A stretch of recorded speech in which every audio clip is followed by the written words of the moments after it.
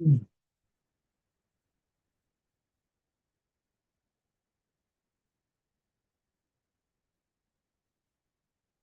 right, guys, I'm gonna make one more live stream here for you guys. I think I want to go for like a 20, maybe 15-minute theory crafting session here.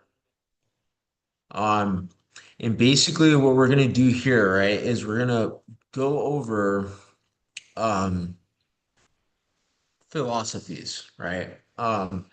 As usual, a lot of my channel is gonna be about, theory, philosophy, analysis, implementation of analysis, and understanding overarching meta concepts that we can applicate in our daily lives. Because the number one thing I always preach is the why. Knowing why is always critical. Um, so let's go ahead and get into this, right? I'm going to talk about something that I am particularly passionate about, and that is going to be philosophy, because I believe philosophy is super important. So let's go ahead and begin. Here, give me one moment, guys. Let me look at something real quick.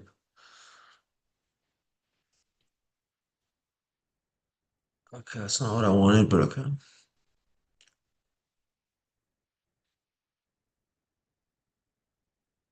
Yeah, so pretty much, what we're going to go over is two philosophical schools that we have gone over before, and that is the philosophy of deontology. Okay, it's not touchscreen, unfortunately. Okay, that's actually really annoying. All right.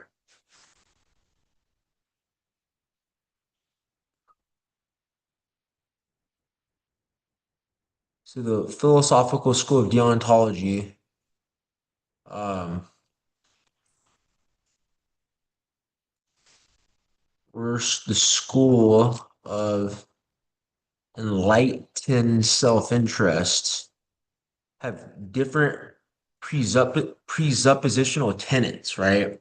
So I'm gonna read this off from the philosophy of the Stanford Encyclopedia of Philosophy. And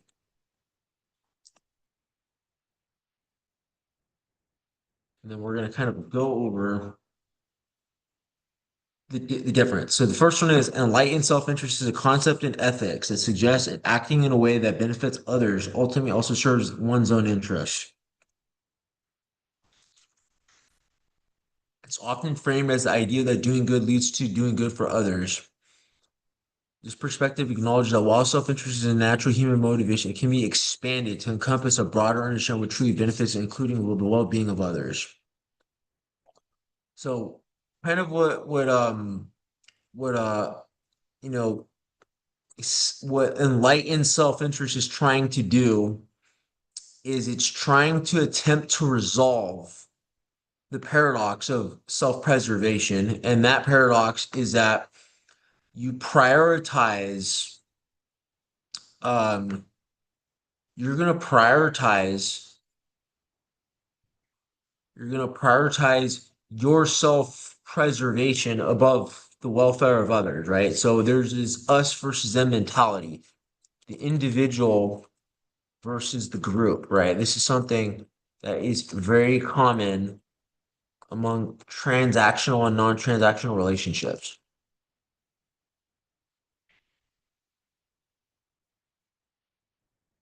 So, to be narcissistic, to be egotistical, to be self-absorbed presupposes that you're improving for your own greatness. You're improving because of what you can get. You're improving for yourself, for your own validation, for all that type of stuff without cause or consideration of others. And then simply the opposite of that, um, you know, it's going to be, frankly speaking, enlightened self-interest, where you try to find a mutually beneficial activity that there's a cross lap between that's going to define that collaborative self-interest. You're still pursuing something of self-interest for your own benefit, but it just so happens that both of your guys' interests align.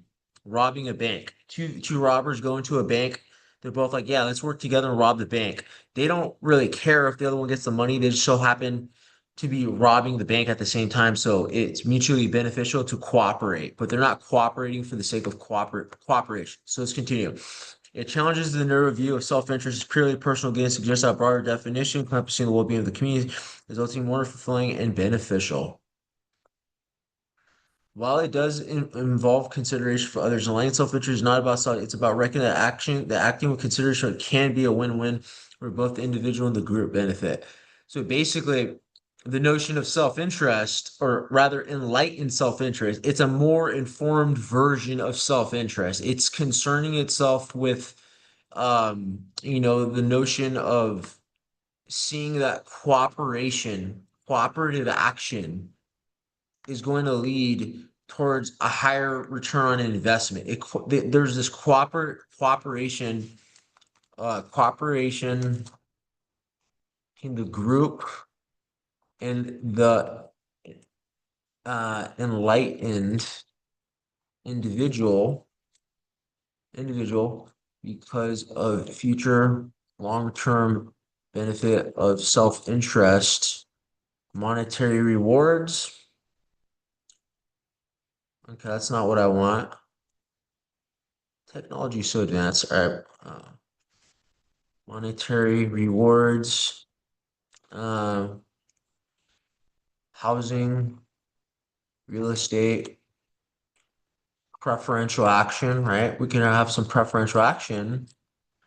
Um, increased social status among well-reviewed, revered peers, and much more. So there is an immense amount of value in the consideration of other self-interest, even though you necessarily don't really care about their interests. Okay, so that's interesting. I don't care about their interests, but I only care within the respect of appeasing them to where I can get what it is I desire.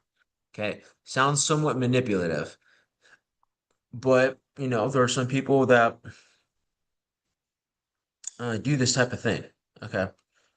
Now the next thing we're going to go to, okay, um, practical application. Enlightened self-interest can be applied in various aspects of life, from business and politics to personal relationships and civic engagement. It encourages individuals to consider the broader impact of actions and to pursue situations that both benefit themselves and the community. Examples. They may see that a healthy and thriving community ultimately benefits their business by attracting customers, creating a positive work environment. They may realize that an educated and skilled workforce benefits the entire economy, including their own political standing. They may find that helping others brings them a sense of purpose, fulfillment, and personal growth, which in turn contributes to their own well-being. In essence, enlightened self-interest is a way of understanding and pursuing one's own interests that is both fulfilling and socially responsible, recognizing that our individual well-being is intertwined with the well-being of others and the community. Okay, so this is not that great of a definition of enlightened self-interest, but it does inform us that an intelligent actor, an intelligent agent, if you will, is only cooperating based off measures, things that are measured, things that create benefit, things that will lead to compensation. And in this context, what that means is that it's typically going to be things that are obligatory, or things that are transactional. Give this for this, tit for tat, right? Not truly authentic, fairly fake, only about what you provide. If you don't provide, you get nothing. Now, let's kind of Actually, I want to go to the Stanford Encyclopedia so I can get a more accurate definition of this subject so I can attempt to deduce further, like more accurate definition. Okay.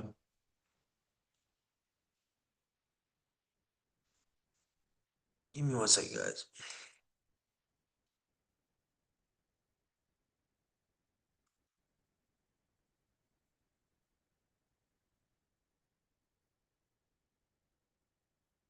Also, it's also worth noting that egoism, that enlightened self-interest is a subvariation of egoism or enlightened egoism in the sense. It's a philosophical school. I'm trying to see if I can find a good definition.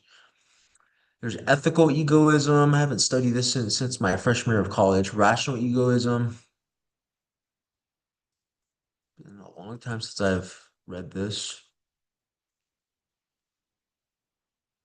But I think this is interesting to read about.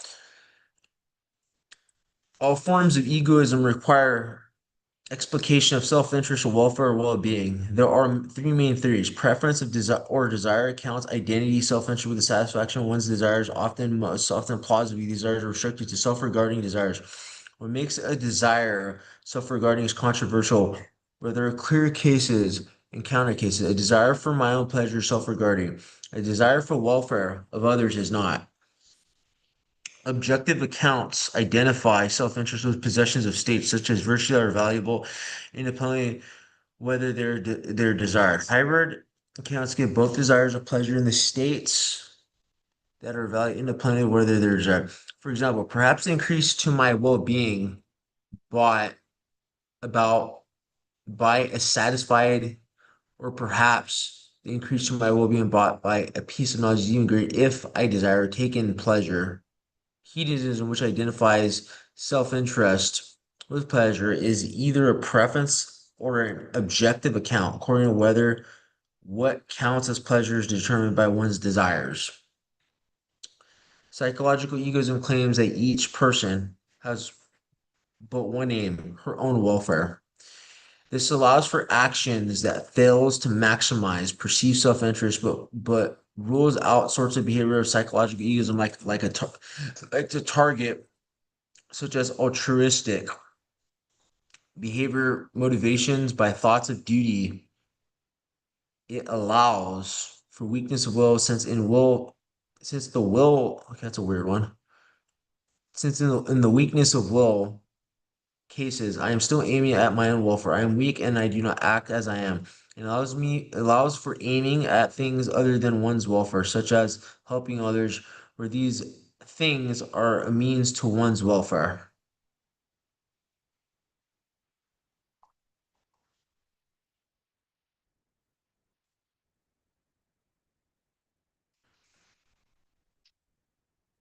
Um, so that kind of is a deep dive into the philosophical school of egoism. There are conditional states in a person of well-being by which they do things of acquisition that progress the main core of existing of well-being. Okay. My existence of my well-being is the bare minimum of egoism, and anything that increases the given sense of well-being is an extension of self-interest. And then the light in self-interest is simply another level of the pursuit of that self-interest, but on a more macro level. So now we'll go to this deontology, and then we'll briefly go into what this has to do with self-improvement. This is another one that's very important. The word deontology derives from the Greek word for deon, duty, of logos. In contemporary moral philosophy, deontology is one of these kinds of normative theories regarding what choices are morally required, forbidden, or permitted. In other words, deontology falls within the domain of moral theories that guide and assess our choices of what we ought to do. Deontic theories. In contrast to those that guide and assess what kind of person we are and what we should be, are archaic virtue theories. And within the domain of moral theories that assess our choices, deontologists you describe stand in opposition to consequentialists. Okay, so deontology, consequentialism, aka utilitarianism, versus egoism are all dichotomistically opposed. Deontology concerns itself with ethics of duty and actions of things that lead to prescriptions of behaviors that are beneficial to the collective good and welfare of everybody, irrespective of your own personal self-interest. It doesn't concern itself with the awareness that my set of actions might that might benefit me. I will act in accordance only because of the future benefit that I get. In other words, deontology is going to act irrespective of situation or circumstance. And that right there, my friends, is going to be one of the most critical things I think we should learn about. Give me 1 second. Okay.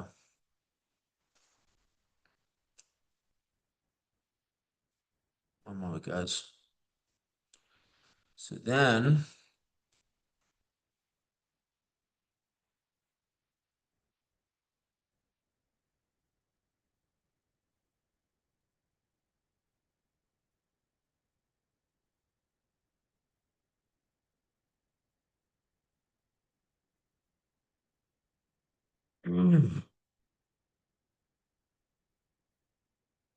that's annoying. Okay.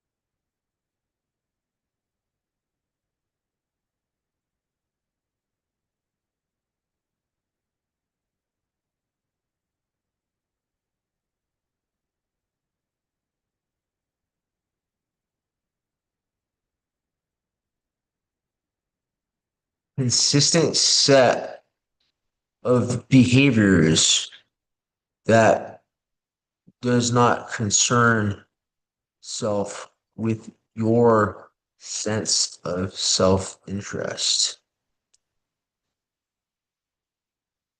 focuses on the wealth or for of others for the objective greater good than the individual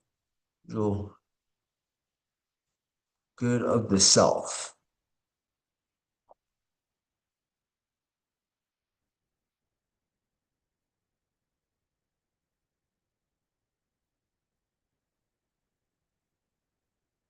The greater good transcends the interest of the self, right?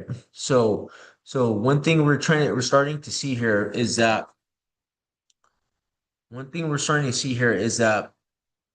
self-interest, where there's kind of a cap limit on the scalability of these behaviors, right? It's scalably limited. It doesn't scale to the level that I want it to. Okay, that trend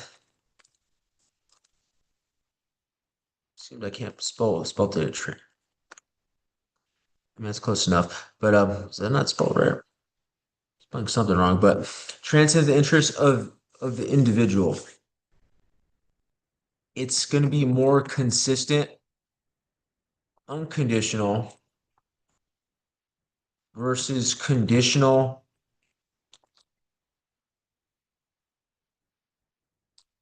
less consistent in enlightened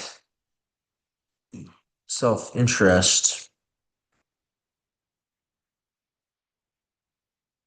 aka egoism or ethical egoism. So now we're beginning to see with that these philosophies of duty versus the philosophy of a greater awareness of mutual self-interest that promotes collaboration appear to be opposed, because not in every situation are we have situations in which there will be circumstances in which we can find common ground of interest. If there's no common ground of interest, then I really can't depend on that as a metric of action. So now let's continue further, and then I'm gonna go briefly into self or into how this relates to living the optimized life, and that'll be all. So, because deontological theories are best understood in contrast to consequentialism, a brief look at consequentialism and survey the problems within that motivate its deontological points provides a helpful prelude to taking up deontological theories themselves. Consequentialists hold that choices, actions, and interventions are not the primary force of value that consists of status of affairs. Choices are to be derivatively assessed in terms of the states of affairs they bring about. Consequentialists thus must specify the state of affairs that are intrinsically valuable, often called collectively the good. They then are in a position to assert that whatever choices increases the good that is bringing about more of it, the choices that is morally right to make and to execute. So we're gonna that kind of just goes over the basics of consequentialism. Now we go to deontology. In contrast to consequentialist theory, deontological theories judge the morality of choices by criteria different from the state of affairs those choices bring about.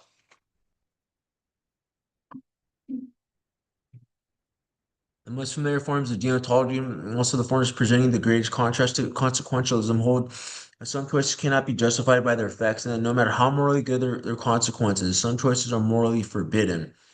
On such familiar deontological accounts of morality, agents cannot make certain wrongful choices. Even by doing so, the number of the things of those kinds of wrongful choices will be minimized because other agents will be prevented from engaging in similar wrongful choices. For such deontologists, what makes choice right is its conformity with the moral norm. Such norms are to be simply obeyed by each moral agent, such as norm keepings are not to be maximized. In this sense, for for such deontologists, the right is said to have priority over the good. If an act is not in accord with the right, it may not be undertaken, no matter the good it might produce, including even a good consisting of action in accordance with the right. Analogously, deontologists typically supplement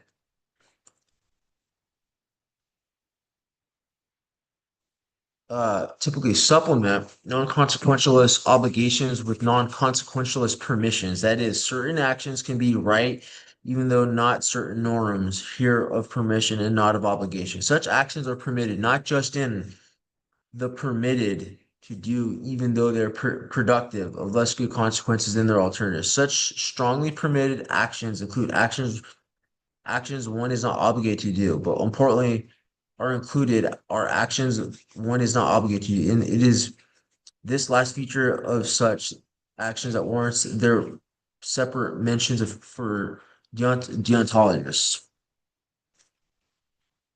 We're gonna read like a little bit more into this, guys, and we'll get to wrap up just because the whole theory of philosophy is thousands of pages long. There's literally you could spend a whole course just studying deontology. You could spend probably of 2 years of studying enlightened egoism just because there's simply so much literature to study on it. But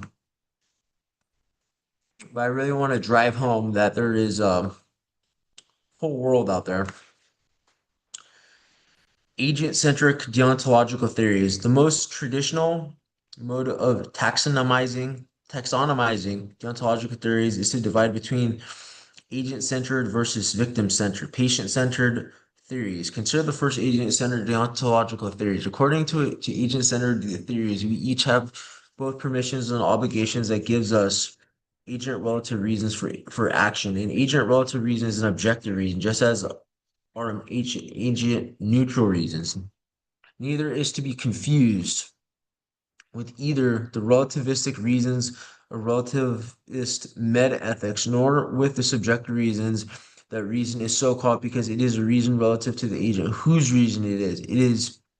It need not it need not constitute a reason for anyone else. Thus, an agent relative obligation is an obligation for a particular agent to take or refrain from taking some action. Because it is an agent relative, the obligation does not necessarily give anyone else a reason to support that action. Each parent, for example, is commonly thought to have such special obligation to his or her parents. Obligations are not shared by anyone else. Likewise, an agent relative permission is a permission for some agent to do, to even act through that may not be permitted, the action doing of the permitted action. Each parent to revert to the same example is commonly thought to be permitted to save his child, even at the cost of not saving two children to whom have a special relation. Agent-centered theories and the agent relative reason on which they are based not only enjoin each of us to do certain things, they instruct me to treat my friends, my family, my promises in certain ways because they're mine, even if by neglecting that I could do more for other friends, families, and promises.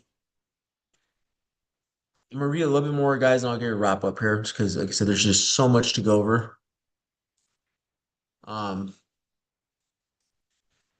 at the heart of agent-centered theories with the agent relative reasons is the idea of agency. The moral plausibility of agent-centered theories is rooted there.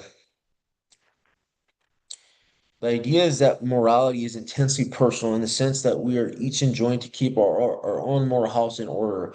Our categorical obligations are not to focus on our actions cause or enable to do evil. The focus of our categorical obligations is to keep our own agency free of moral taint.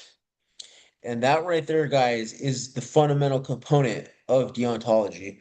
Our categorical obligations are not to focus on how our actions cause or enable other agents to do evil. The focus of categorical obligations is to keep our own agency free from taint. Each agent's distinctive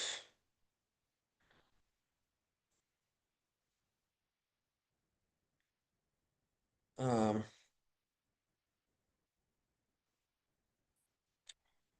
each agent's distinctive moral concern with his or her agency puts some pressure on agent-centered theories to clarify when our agency is not involved in various situations. Agent-centered theories famously divide between those that emphasize the role of the intention or other mental states in constituting the morally important kind of agency, and those that emphasize the actions of agents, such as playing a role.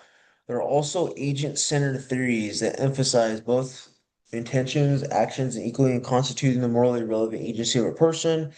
On the first three Asian relative views, it is commonly most asserted that it is our intended ends. Intended means that most crucially define our agency. Some intentions mark out what it is we set out to achieve through our actions. If we intend something bad, or even as a means to add more beneficent, we are said to have set ourselves as evil, something we are categorically forbidden to do. Three items usefully contrast with intention are belief, risk, and cause. If we predict an action will result in evil, such prediction is a cognitive state, but it is not a connotative state of intention to bring such a result, either as an end in itself or as a means to an end. In this case, our agency is involved not only to the extent we have shown ourselves as being willing to tolerate evil results flowing from the acts, but we have not set out to achieve such evil by our acts. Likewise, a risking a cause of evil result is distinct from any intention to achieve it. We can intend such a result. We can even execute an intention that is becomes a trying without either a causing or a risk For example, we can intend to kill or even try to kill someone without killing him. We can kill him without intending to or trying to kill him. As we kill accidentally, thus does not collapse into a risk causing or predicting the agent of agent-centered deontology here considered. It is intended only that the marks of involvement in a way so as to bring agent-centered obligations and permissions into play. Deontologists of this stripe are committed to something like the doctrine of double effect, a long-established doctrine of Catholic theology. The doctrine is in most familiar form, asserts that we're category free against intent evil such as killing and torturing, even doing so would minimize the doing of acts like by others in the future. By contrast, if we only risk, cause, or predict that our acts will have consequences, making them acts of killing and torture, we might be able to justify the doing of such actions by the killing of minimizing consequences of such actions. Whether such distinction or plausibility is standardly to take measure of the plausibility of an intention-focused version of the agent-centered version of deontology. All right, guys, I'm gonna stop right there. That's a lot to take in. But the point is, right, is that it's basically saying there has to be a set of moral objective actions that we have to do as people that transcends a mutually beneficial situation that creates a set of general moral norms that we can follow, right? That's kind of what it's really trying to imply here, or rather what it's trying to suggest, right? And if that's what it's trying to suggest to us or to give us, then this implies that that ethical egoism or enlightened self-interest is insufficient. That means we need a set of moral norms, which are known as laws. We need a set of moral norms and laws that provide us a sense of consistency, continuity, dependability, reliability in the face of unpredictable circumstance. I'll be right back, guys. I need to go to the bathroom.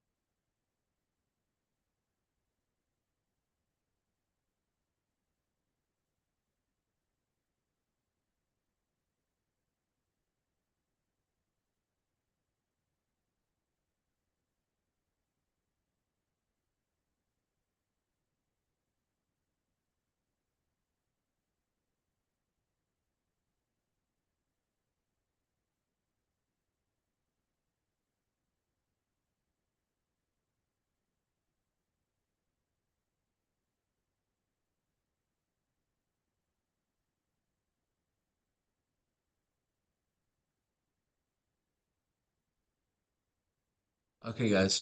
So, a circumstance which is known as the social law of good, social law of the good that we rely upon for social consistency and minimal social social social harm to others in this given context. So, you know, that's really all deontology really is. Laws are deontological actions, are manifested laws.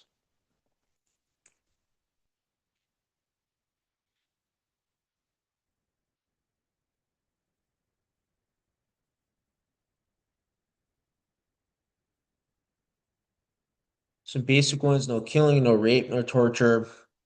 Basic rules: you do those things, you go to jail, and you get the death sentence. So things of that nature, right? So now we're beginning to see that there has to be a set of actions that we take in every situation, no matter what, that we do in order to create a world that is not full of chaos. Okay. Super critical. Um, Now I'm gonna get a wrap up this live stream, guys, because there's too much to unpack here, too much to go over. But what I will tell you is if you're trying to figure out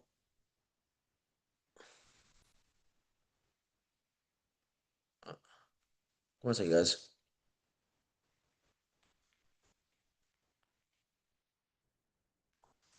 Um, what I'm trying to show you here as we're going through our self-improvement, right? I'm trying to show you that when we make a belief system or try to craft an idea, we're doing a lot of comparative analysis. We're looking at existing information. We're trying to figure out what it's telling us. We're trying to figure out what is most reliable most of the time versus models that are only reliable some of the time.